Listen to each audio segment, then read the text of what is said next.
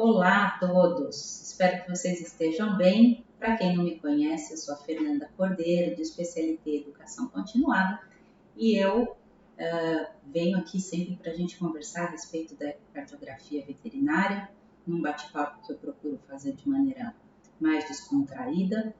E hoje eu trouxe a continuação da aula que nós começamos no vídeo anterior, onde eu estava falando sobre a disfunção diastólica, sobre a insuficiência diastólica, tá? Hoje a minha ideia é continuar explanando, falando sobre os outros tipos de disfunção diastólica e a importância do diagnóstico ecocardiográfico dessas diferentes fases da disfunção, porque isso tem um peso enorme sobre o prognóstico do paciente. Então fica comigo, mais um pouquinho só, depois da vinheta a gente volta.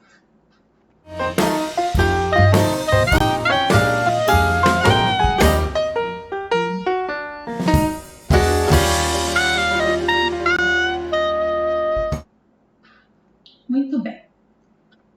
Galera, então é o seguinte, no vídeo anterior a gente falou a respeito principalmente das alterações de relaxamento, das disfunções diastólicas de grau 1, onde a gente tem principalmente, então, alteração do relaxamento ventricular, né?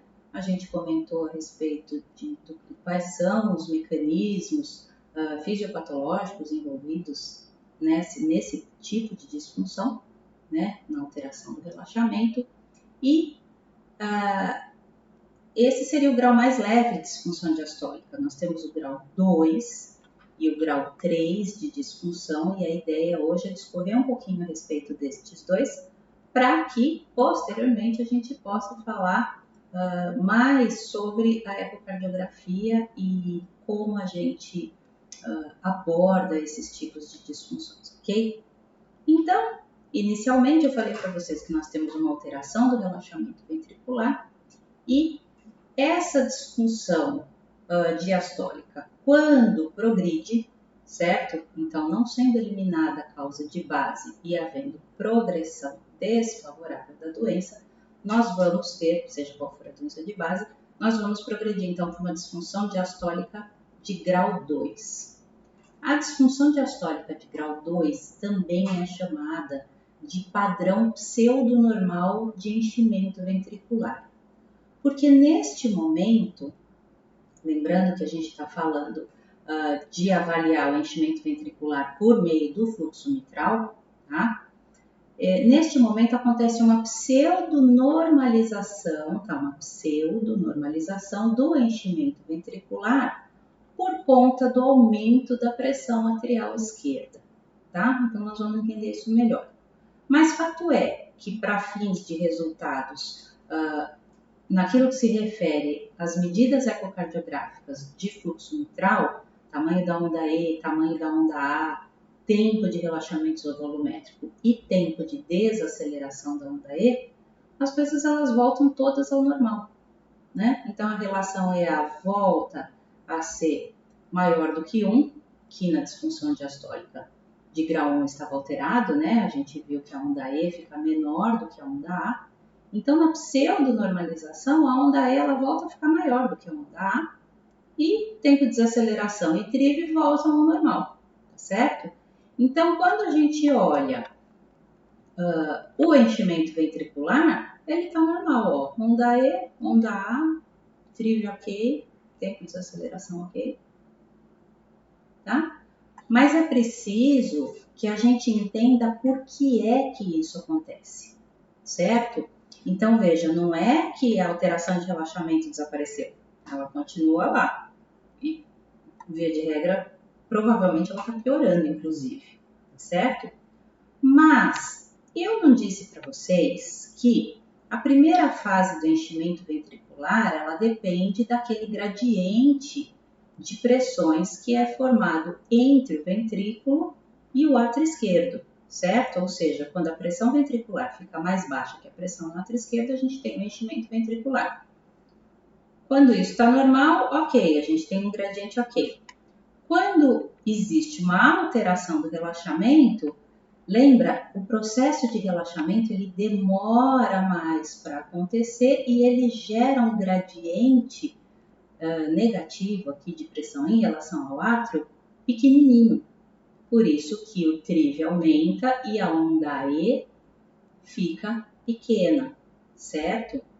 Sobrando então para o átrio esquerdo a tarefa de contribuir com a maior parte do volume diastólico final, né? Por isso a onda A fica grandona, afinal das contas, um monte de volume neste momento aqui fica represado, vamos dizer assim, né? Ou ele não consegue sair, porque a diferença de pressão gerada pelo ventrículo, uma vez que era responsabilidade do ventrículo gerar um bom gradiente de pressão negativo, quando ele não faz isso, né? Porque ele não faz isso, a gente acaba tendo uma onda E pequenininha e uma onda A grande, tá certo? Com a progressão, então, da disfunção diastólica, o que é que acontece? Cronicamente, o meu átrio esquerdo está lidando com um maior volume, e aí, de certo, ele vai se remodelar para abarcar esse maior volume, certo? A despeito da doença de base, tá? Falando assim de uma forma bem simples, para a gente começar. Então, bom, se ele fica responsável pela maior parte do volume a todo o ciclo cardíaco cronicamente, ele começa então a se remodelar, ele começa a se dilatar, e aí vai depender da sua capacidade, da sua distensibilidade, o quanto essa relação volume-pressão, como é que elas vão lidar. Mas fato é que num determinado momento, por mais que eu tenha um átrio esquerdo complacente, num dado momento, sem dúvida vai ter morte celular, sem dúvida vai ter áreas de fibrose nesse átrio, e aí a complacência dele vai começar a reduzir, e aí a pressão dele vai começar a aumentar. Então, no padrão pseudo normal de enchimento ventricular, novamente eu tenho um grande gradiente de pressão entre ventrículo e átrio. Mas não porque o ventrículo gerou uma superpressão negativa, afinal das contas o relaxamento dele está alterado, não é mesmo? Mas porque o átrio teve o aumento das suas pressões, tá? Então esse gradiente ele volta a ficar grande de novo. Motivo pelo qual a onda E volta a aumentar, certo? Então, no padrão pseudo-normal de enchimento ventricular, o meu tempo de relaxamento isovolumétrico, por exemplo, que aqui estava aumentado, o ventrículo ele continua demorando um tempão para gerar pressão negativa, mas a mitral ela acaba se abrindo mais precocemente e, portanto, devolvendo os valores normais de TRIV, porque a pressão do meu átrio esquerdo está aumentada. Então, esse cruzamento aqui, ele acontece mais precocemente. Então, o meu TRIV volta a reduzir, eu tenho um grande volume aqui, uma pressão aumentada de enchimento ventricular, certo? Por conta do átrio, por conta do aumento da pressão arterial, e aí acaba sobrando uma menor pressão ou um menor volume, novamente, para o átrio exercer a sua função de bomba e terminar de encher o ventrículo, tá certo? Mas percebam que se a gente seguir essa linha preta aqui, que é a linha das pressões dentro do ventrículo esquerdo, perceba que aqui ao final da diástole, essa pressão ela já está maiorzinha, diferente do que estava aqui, onde ela fica menorzinha, tá? Então, é condição sine qua non para eu falar de padrão pseudo-normal de enchimento ventricular que haja aumento da pressão no átrio esquerdo. Se eu não tiver aumento na pressão no átrio esquerdo, se eu não tiver nenhuma doença de base que justifique o aumento da pressão arterial esquerda, eu não posso falar de disfunção diastólica grau 2 ou de padrão pseudonormal de enchimento ventricular, tá certo? Então, olha, aqui numa outra figura desse trabalho aqui que eu coloco a referência, tem um trabalho muito bonito, tem umas imagens muito bonitas, que fala sobre disfunção diastólica. Ele mostra, então, exatamente isso, que nessa linha, acho que é verde, né? Nessa linha verde aqui, que seria a curva de pressão atrial esquerda, olha como aqui, então, ela está aumentada. Então, o cruzamento entre a queda da pressão ventricular, representado pela linha roxa, e o aumento da pressão atrial esquerda faz com que a gente tenha, então, o cruzamento dessas duas linhas, no momento em que a mitral se abre, portanto, tá?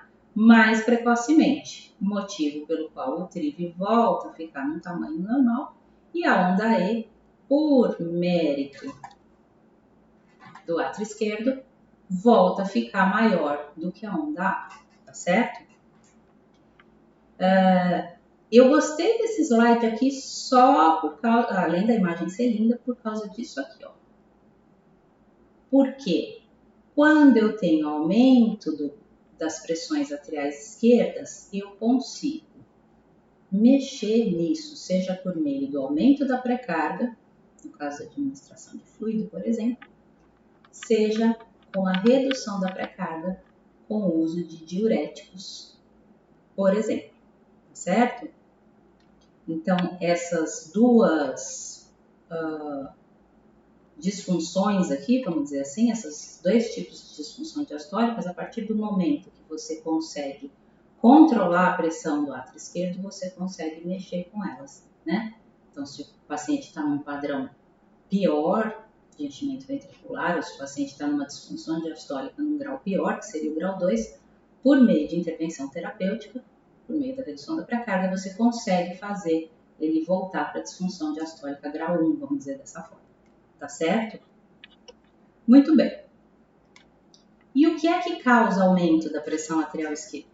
Tá? Se a gente for ver nas doenças com as quais nós lidamos na nossa rotina, né? Sobretudo a insuficiência mitral, mas eu tenho aumento da pressão atrial esquerda ou por sobrecarga atrial ou por sobrecarga ventricular, tá certo? Então, se a gente for olhar na fisiopatologia da insuficiência mitral, por exemplo, a insuficiência mitral é um pouquinho perniciosa quando a gente fala de disfunção diastólica, tá certo? Mas, vamos lá. Na insuficiência mitral, o que eu tenho? Eu tenho uma sobrecarga crônica de volume atrial, né? Então, naturalmente, eu vou ter, além da sobrecarga de volume, com o remodelamento atrial, eu vou chegar também a um momento de aumento de pressão atrial esquerda, tá certo? Geralmente é principalmente por sobrecarga de volume, tá? Mas não quer dizer que num dado momento isso não vai gerar aumento da pressão atrial esquerda, ok? Ou eu posso ter uma alteração ventricular.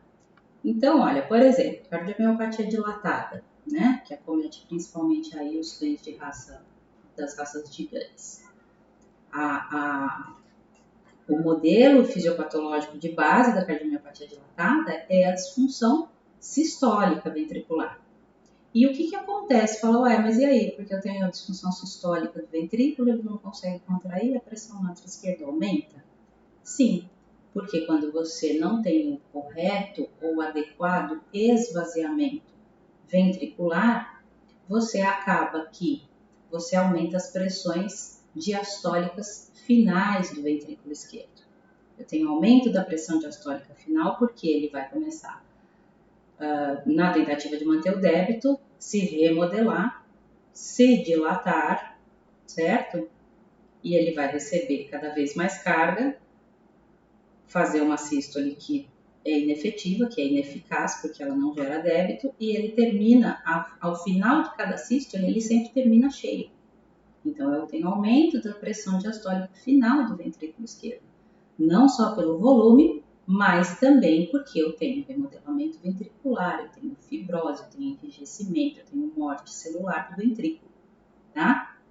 Nas cardiomiopatias dos felinos, né? Muito embora a hipertrófica também possa acontecer no cão, mas é bem mais raro. Mas enfim, a hipertrófica ou a restritiva, o que eu tenho? Eu tenho uma alteração do enchimento ventricular. Então, é um modelo fisiopatológico puro de disfunção diastólica. E se eu não tenho função diastólica adequada, se eu não tenho um relaxamento adequado, seja porque eu tenho paredes muito espessas e hipertróficas, seja porque eu tenho uma parede cheia de fibrose enrijecida, no caso da cardiomiopatia restritiva, eu não consigo fazer a diástole. E a minha diástole, ao final da minha diástole, eu tenho aumento da pressão também diastólica final do ventrículo esquerdo, tá? Então, esse aumento da pressão diastólica final do ventrículo esquerdo se reflete no átrio. Só, por quê? Porque, olha, se a gente olhar esse coraçãozinho aqui, esse coraçãozinho ele tem que estar na mente de cor salteado de cabeça para baixo, né? Claro que são pressões que são estimadas, né? Então, para a gente conversar aqui a respeito de fisiologia, a gente precisa ter algumas pressões que são estimadas. Mas perceba aqui, então aqui, olha, o átrio esquerdo teria uma pressão estimada normal, num paciente normal, de 10 milímetros de mercúrio. O ventrículo esquerdo teria uma pressão estimada de 120 milímetros de mercúrio em sístole e 10 em diástole. A pressão sistêmica, né, que a gente fala, normal é 12 por 8, porque são 120 milímetros de mercúrio em sístole e 80 em diástole.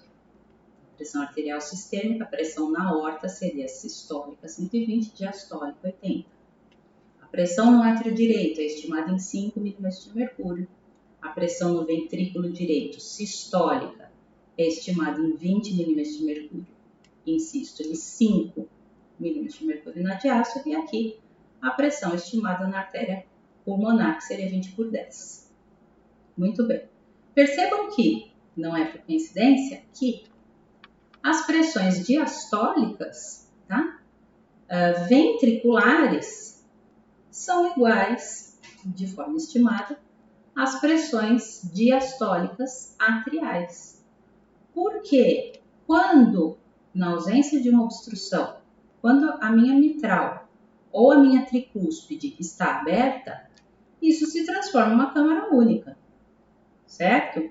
A pressão, se a mitral abrir, a pressão que você tem no átrio é a pressão que você tem no ventrículo. Então, se eu tenho uma alteração, qualquer que seja ventricular, que faça este valor subir, na hora que a minha mitral se abre, que é no momento da diástole, eu vou ter pressões similares, né? Então, se eu tenho pressão diastólica final quer dizer, o final da diástole, tá? Aumentada aqui no ventrículo, eu vou ter a pressão arterial esquerda aumentada. E a mesma coisa serve para o ventrículo direito, tá certo? Muito bem. E aí, se eu continuar, então temos aqui, até agora temos um problema, vamos dizer assim, né? Porque a gente tem um fluxo que ficou igual ao fluxo que é normal. E aí, se esse paciente continua evoluindo dentro dessa disfunção diastólica, o próximo momento é um momento em que ele vai desenvolver uma disfunção diastólica de grau 3, tá? Ou o que a gente chama também de padrão restritivo ao enchimento ventricular, que é exatamente o que acontece. Existe uma restrição ao enchimento ventricular, porque neste momento, além da alteração do relaxamento ventricular, que nós já conversamos, eu continuei com alteração de relaxamento, eu progredi para uma situação onde as pressões arteriais estão aumentadas e, com a evolução da doença, eu tenho uma redução da complacência ventricular e um aumento da rigidez ventricular, tá? Então, é aquele ventrículo cheio de fibrose, né, que já está como eu costumo dizer, como uma bola de basquete, tão rígido quanto uma bola de basquete ou uma bola de capotão. Neste momento, então, eu tenho a relação E muito maior do que a onda A, né? A relação é aumentada acima de 2, com a onda E muito maior do que a onda A, e novamente, então, a redução do tempo de relaxamento isovolumétrico e redução do tempo de desaceleração, tá? Então, isso caracteriza a disfunção diastólica grau 3 e o padrão restritivo ao enchimento ventricular, como mostra este exemplo aqui, onde eu tenho uma onda E muito maior do que a onda A, tá certo? E essa onda A aqui, ela tá assim, tão pequenininha, porque no final das contas, quem é o átrio que consegue, com que força, gerar um gradiente de pressão positivo contra um ventrículo rígido, né? Então, eu tenho aqui a relação, ela não está aqui, mas 1 metro dividido por 0,3 metros dá acima de 2, certo? Então, a gente pode, não só por isso, mas a gente pode, então, nesta situação, suspeitar de uma alteração de um padrão restritivo ao enchimento ventricular, tá? Tempo de desaceleração fica bem curtinho, tá?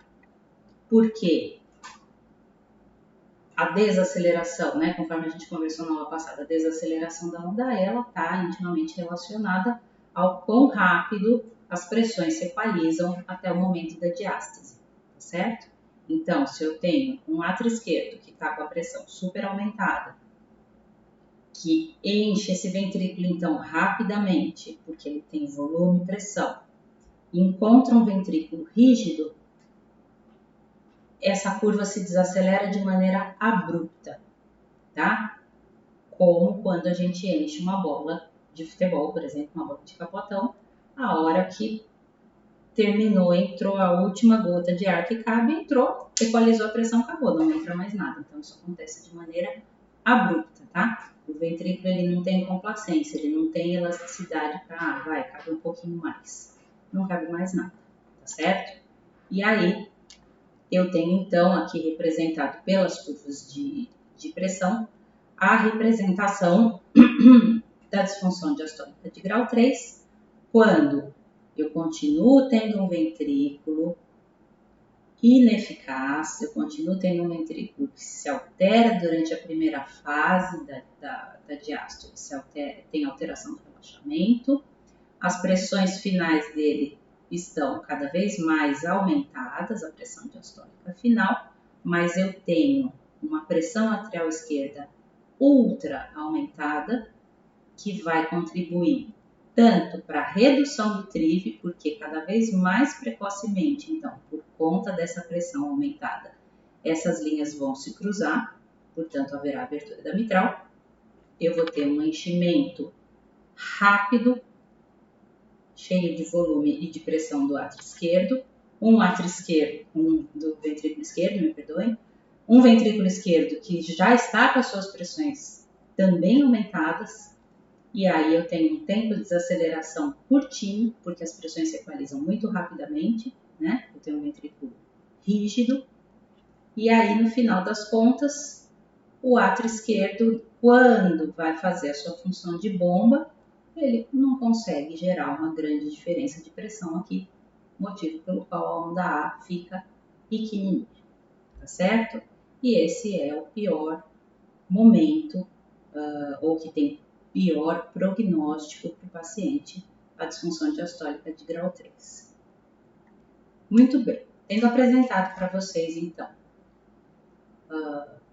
os 3 tipos de disfunção diastólica, qual é o grande problema? Qual a importância disso? Certo? Qual a importância de eu acessar isso ecocardiograficamente para que eu possa intervir terapeuticamente da melhor maneira possível, da forma mais racional possível?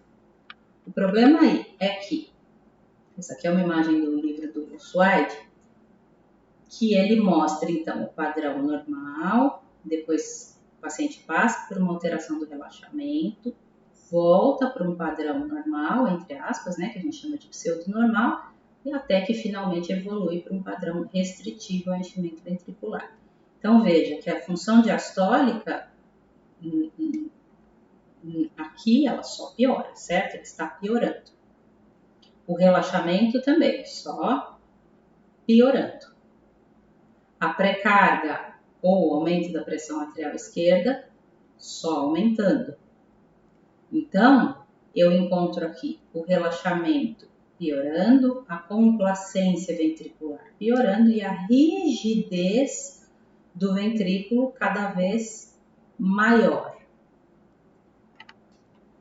O grande problema é quando eu pego este paciente aqui, eu preciso saber de que lado da curva ele está. Se ele está deste lado da curva, onde as coisas estão ok, ou se ele está deste lado da curva, onde as coisas estão indo de mal a pior.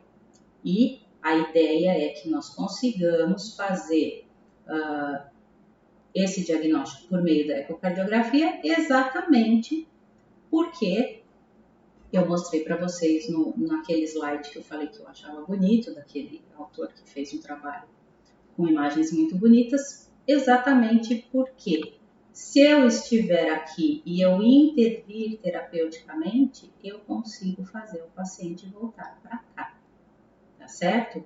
Afinal das contas, gente, se a gente for pensar, por